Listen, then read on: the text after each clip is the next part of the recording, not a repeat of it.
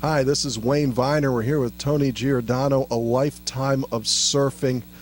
Tony, tell me, where were you born and who were your parents?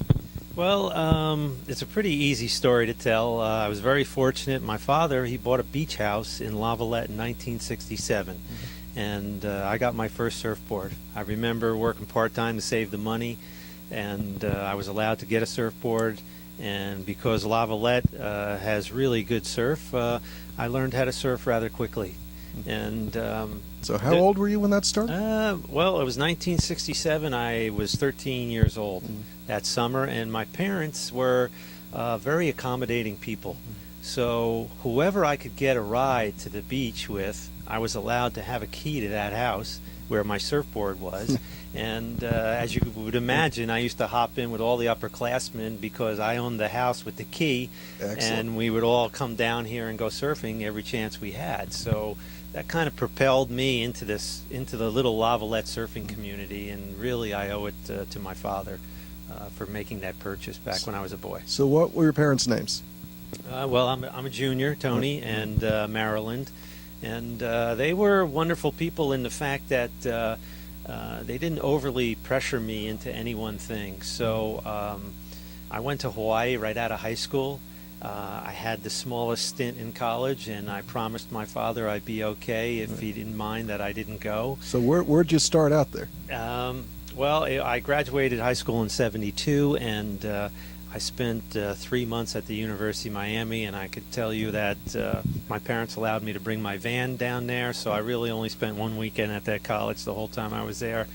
And I did finish the semester, but I never went back to school. So Miami Hurricane, you spent some time in Coral Gables. Well, huh? I still have some friends that I met there because, as it would go, I was the only guy with the car, so everyone would pile into my van on a Thursday night, and we would split and go up the coast and surf, sleep in the van, and then come back Sunday night and then go to school for a few days. So, but for me, that was like, not the real thing. So I was off to Hawaii the very next winter to spend 3 months riding much bigger waves, the waves I'd really dreamed of riding. So did you already have friends out there, or did you just pack up? Actually, my first excursion to Hawaii went by myself. I was supposed to go with another person. They backed out. So it ends up being actually a better experience because you immediately make friends in a new environment because you are by yourself, and you get more respect for doing that.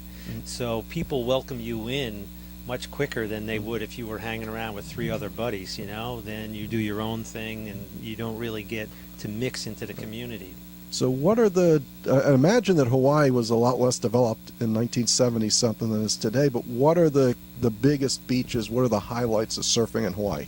Well, it's Mecca for our sport. It has the largest rideable waves probably on the planet, and the conditions are great. It's sunny, the water's warm, and there's an entire surf culture there, and you can always paddle out, and there will be a great surfer sitting right next to you. And to me, that's excitement and a joy that I still involve myself with today. So going to Hawaii is a special thing to be able to accomplish that, and I used to put like 3 months a year in. Ocean Hut in the early days was a busy store in the summer, not so busy in the winter, and I used to take the money I made in the summer and I used to go to Hawaii for 3 months a year, come back in the spring, and then open up and do it all over again. When my peers were all in college and horsing around with that, I was pretty much surfing in Hawaii in the wintertime. Wow, that sounds fantastic. What are the great surf spots that you've hit over the world?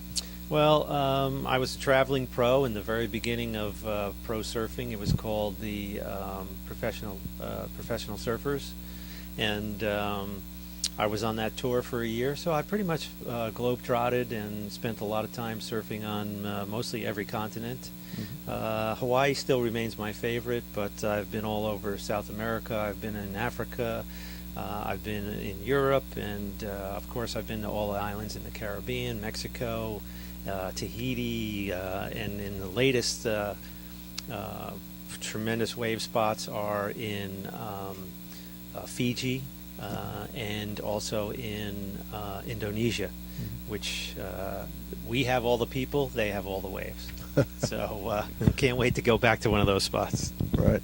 So your son is an accomplished surfer. I know that you went out to Newport Beach and he's heading out that way.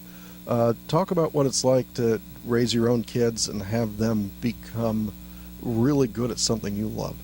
Well, I feel very fortunate. I'm not a pushy father, and I was hoping that one of my sons would take to surfing. I think it's a wonderful way to live a life, and we were lucky that our younger boy James started out early, and he's 18 years old, going to college in California, and he's quite a surfer. So he'll be turning heads like he does here in Newport Beach in September, and I'm excited for him. He's also a very good student, and that's the reason why he gets to go there.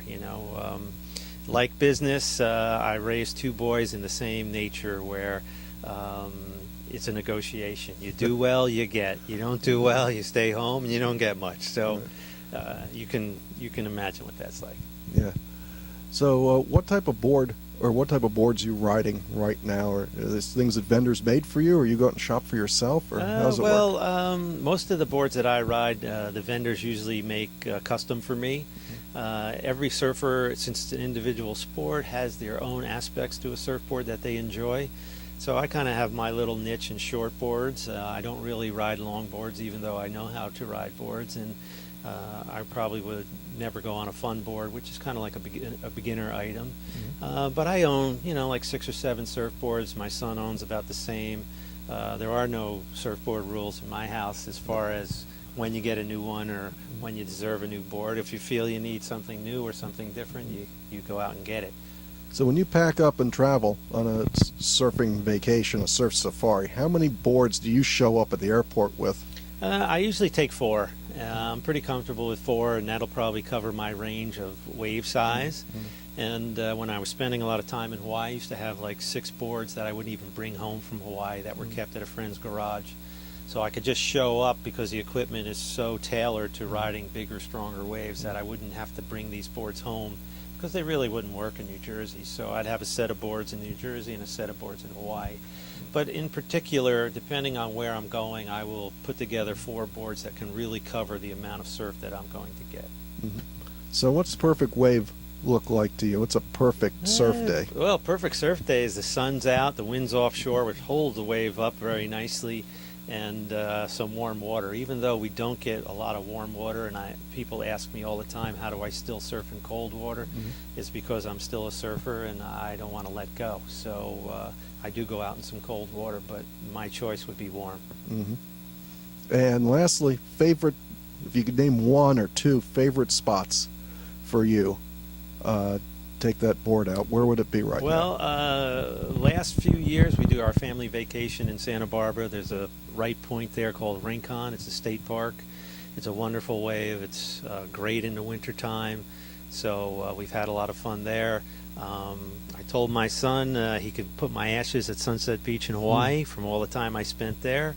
And there's a wave in South Africa called Jeffreys Bay, which I spent a few weeks at, which is very fond memories of surfing perfect waves. And you can't discount a place like Cloud Break in Fiji. It's called Tavarua. It's just an amazing place to be and surf. And there's also another place called the Mentawai Island Chain, which some good friends of mine are at right now. This is a pretty good season for that, and that's pretty much Disneyland for surfing. So I couldn't narrow it down to 1, but there's definitely 5 places in the world that would really are dreamy. 5 is definitely narrowing it down. This is Wayne Viener with Tony Giordano, pro surfer, a man who's been successful in business, pillar of the community here in Lavallette, New Jersey.